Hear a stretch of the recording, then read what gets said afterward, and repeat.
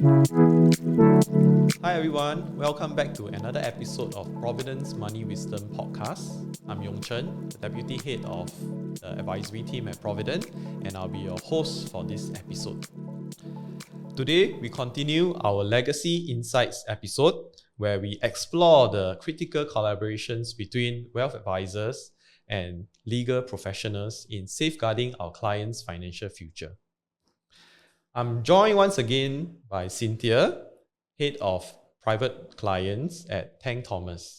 Hi Cynthia, it's great to have you back again. It's a pleasure to be back. Yeah, in the last episode, we were talking about why legacy planning needs both lawyer and advisor, right? So today we will be diving into something potentially more uncomfortable, the silent risks of legacy planning. I think could be potentially topics that people might miss out when they think about their legacy planning. And it could be also this topics that people avoid talking about when they think about their legacy planning. Right. So, Cynthia, you have been working with your clients. Can you share with us some of these common risks that you see? Thanks for that. I would classify the main risk which clients may overlook in their estate planning to be threefold, right?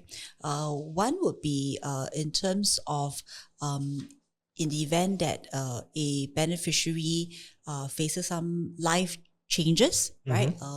For instance, in the event of divorce, right? How would an inheritance be treated in such a circumstance?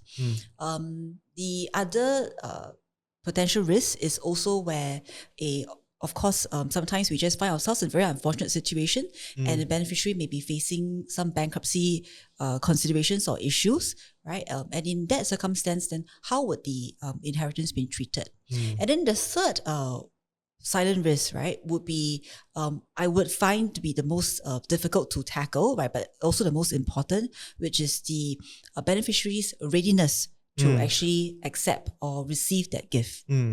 Let's dive into one of the most common concerns for parents who are drafting up their estate legacy planning. As a parent myself with two young children, these are also eventually concerns that I will have, right? So what happens to my children's inheritance if they get divorced? Cynthia, can you help to unpack this piece for us? Sure. So as a mother of two young children myself, and as I watch them grow up, I have a boy and a girl, I also entertain such thoughts and considerations, right? So maybe let's take it from the start, which is that at the outset, inheritance and bequeaths, gifts under a will, they are essentially not part of matrimonial property, right, at the get-go, okay?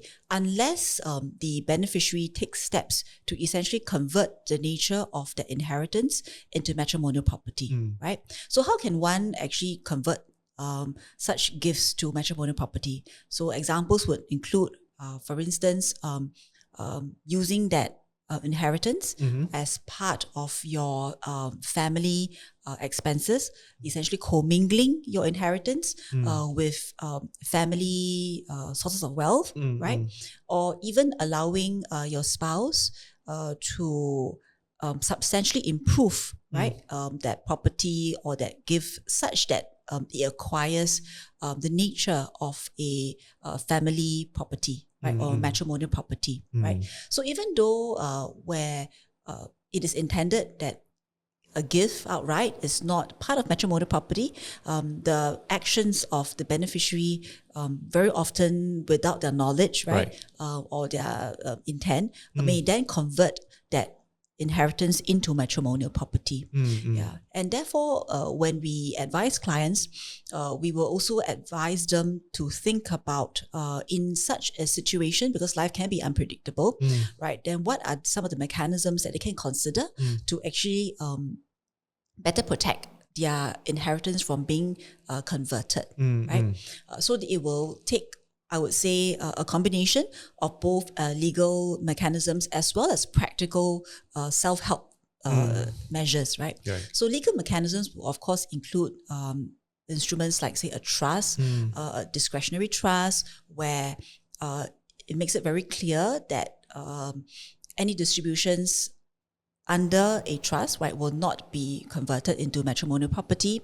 The others, of course, is the practical steps that the beneficiaries themselves, right, must be educated that not to commingle, right, their inheritance with any matrimonial accounts or use that to buy any matrimonial property.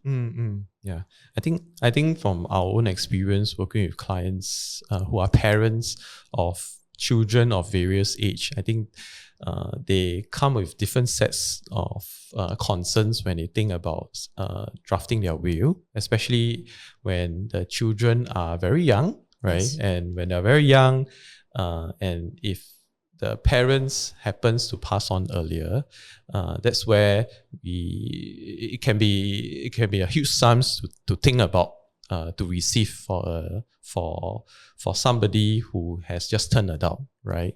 And at the same time, the children's financial literacy on how to really manage this money in a way that, like you say, maybe sometimes they unintendedly end up putting this money into the matrimonial, causing it to become a matrimonial assets. All these are quite real concerns of clients, I believe, right? I think it's important that also that hearing you say this is important to find different ways to tackle this. It may not be just through the legal tools. Yes. That could be also through financial planning, or that could also be through educating the children. I think that's important to get them be well aware of all these potential risks. Yes. Right. Yeah. The other risk that you were talking about earlier on is also the risk of bankruptcy, right? Beneficiaries ending up being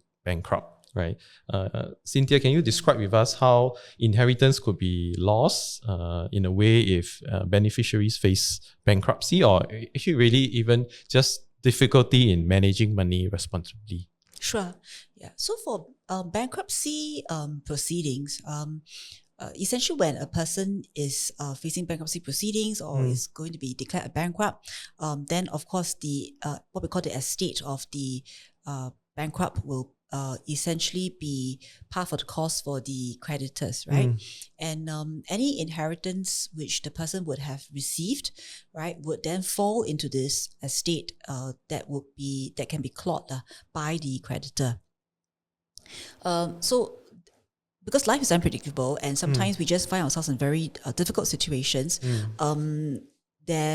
clients, of course, if possible, would also want to consider preparing their wills or structuring their wills in such a way that it can, as far as possible, right, shield the assets from any such claims, right? So just now what we mentioned about potentially a testamentary trust or a discretionary testamentary trust, as an example, can serve that function as well.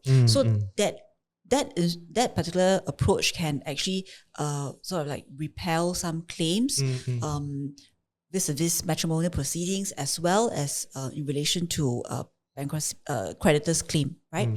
So in that sense, it can serve several functions, right? But the reality of it is, I always tell client that there's a limit as to what legal structures can do, right?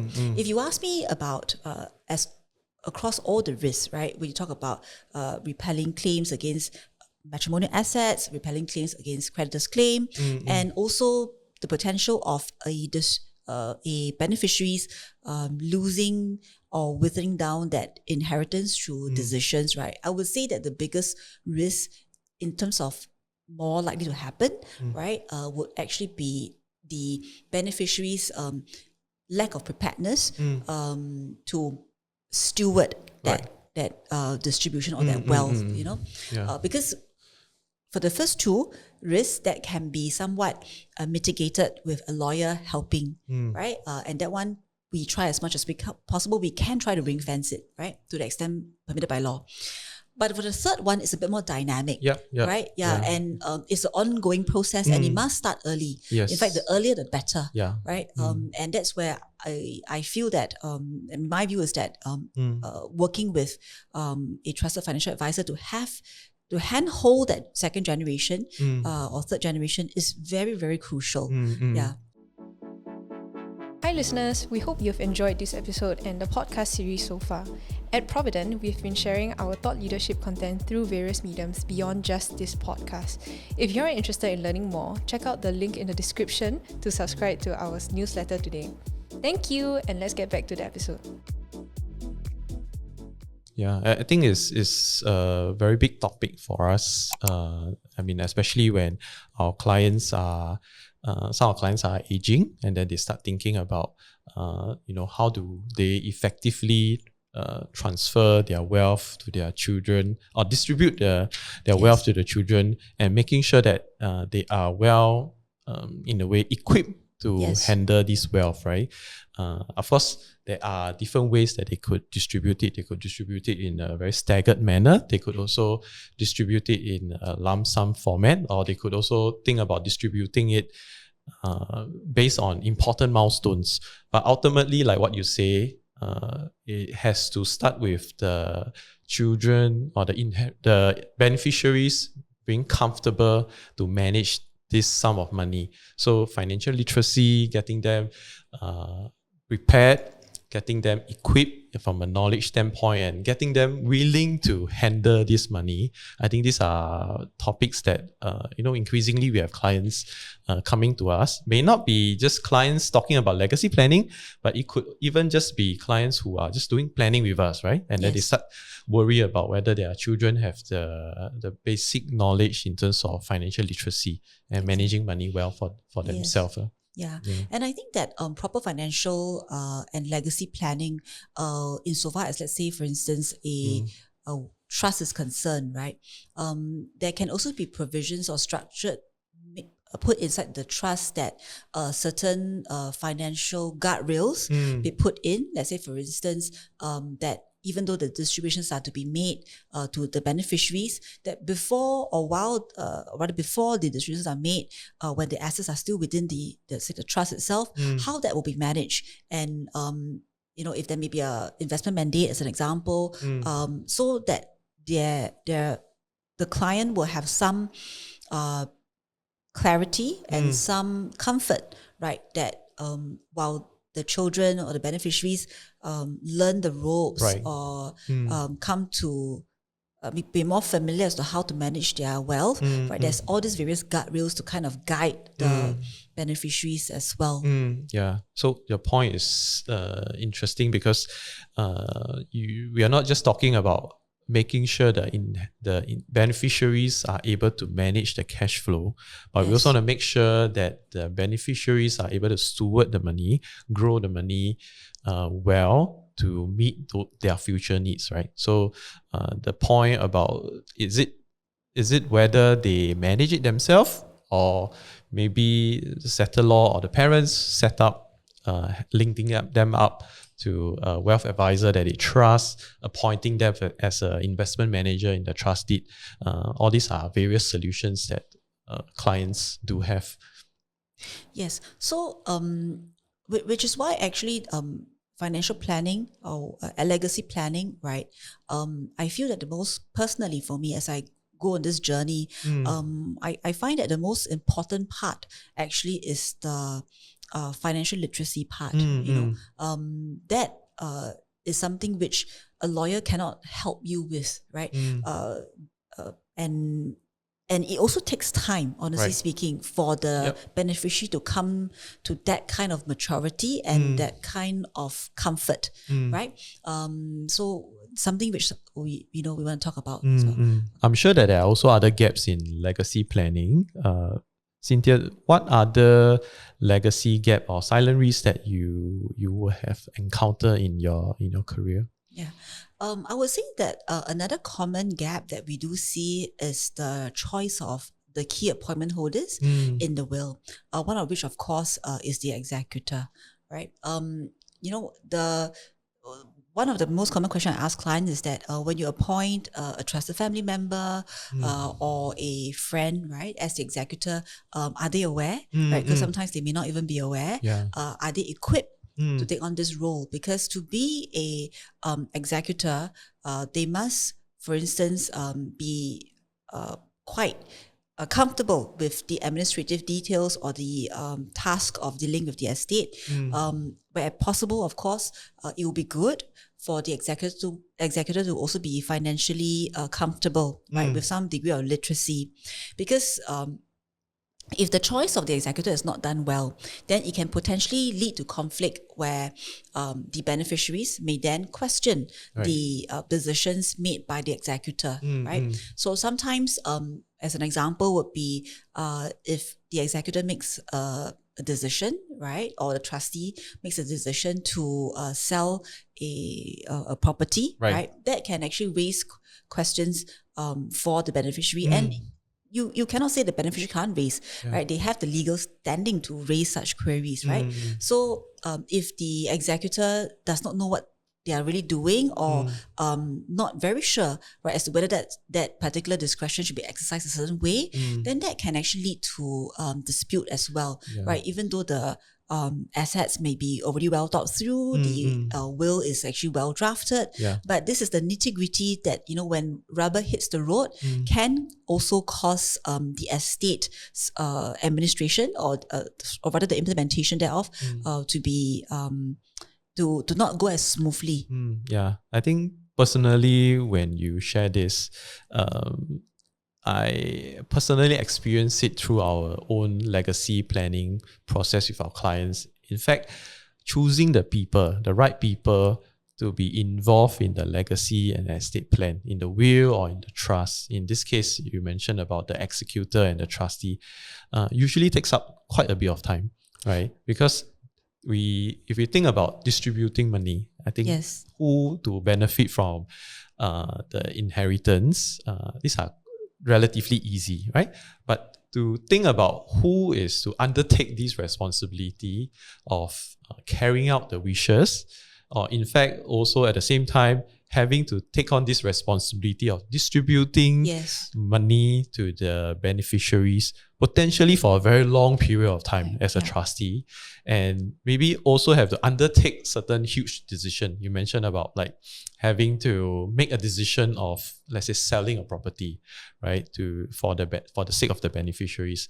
I think it's usually one of the most tedious process, not the most straightforward, but it is one that the clients feel personally very involved, and they feel obliged that they have to make sure that this person is equipped, willing, and maybe of the right health and age to be able to carry this duty. Yeah, it's a difficult decision, and even for myself, when I'm looking at my own estate planning, this question is the one which I found myself having to deliberate quite a bit over, right? More so than the distribution itself, because I wouldn't want to also impose this burden, right, on somebody as well. So it is a very considered decision, and it's not an easy one. Yeah. So just a side question: if a client couldn't find suitable people to be an executor or trustee, what are the alternatives that they can go for? We do see a trend of clients requesting for a professional executor. Sometimes it could be that the estate is quite large and they do not want to then burden the executor with the whole mandate or the task of dealing with the very large estate, or it could be that nobody in their immediate family member is financially comfortable enough to take on this role. So we do see this trend, not just among the well-heeled, but even as among the fact that we have smaller families now, right? So they don't have that many immediate family members to think of, right? Quite unlike the olden days, right? To actually naturally appoint or want to appoint as the trustee or the executor. Yeah, so this is a trend that we see, a professional executorship. Okay. Thanks, Cynthia, for sharing. I think at the end of the day, it is important, I think crucial, when we are thinking about legacy planning for ourselves or even for clients. It's important that we prepare the next generation, right? to not just receive the wealth, but at the same time able to steward and safeguard this wealth in a proper manner, right? In a sustainable manner. I think sometimes we have to think of educating. I think open communication within the family is as crucial as the legal document themselves. Yes, I would say even more important than the legal document, because as a lawyer, I can tell you that there's only so much some of these legal solutions can do. We really have to encourage clients to look at practical remedies or practical measures they can take. So even simple advice to their children that, when you come to the wealth, don't commingle your assets. What are the practical steps that you should take not to commingle, right? As well. And when you have the wealth, for instance, if you come into a piece of property, then don't resist that temptation to make that your matrimonial home, right? So these are some of the practical advice that clients can give, right, to help their children as well. Thank you, Cynthia. Thank you for your time and sharing with us your insights. We have come to the end of today's episode. I hope you enjoy our discussion on the silent risks of legacy planning and why working with a lawyer and an advisor is so crucial. Cynthia, thank you very much for sharing your expertise and your real life story. If you like this episode, please follow, rate, and share our podcast with your families and friends. As always, thank you for listening, and I'll see you in the next episode. All analysis, views or opinions from interviews, recommendations and other information broadcasted, or published herein are provided for general information purposes only.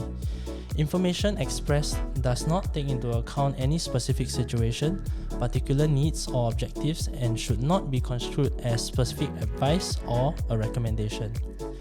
Information has been obtained from sources that are deemed to be reliable, but their accuracy and completeness cannot be guaranteed. Always consult with a qualified investment, legal or tax professional before taking any action. Providend Limited does not accept any liability for any loss whatsoever arising from any use of the information broadcasted or published herein. All contents and information contained herein may not be copied or reproduced in whole or in part by any means without prior written consent of Providend Limited.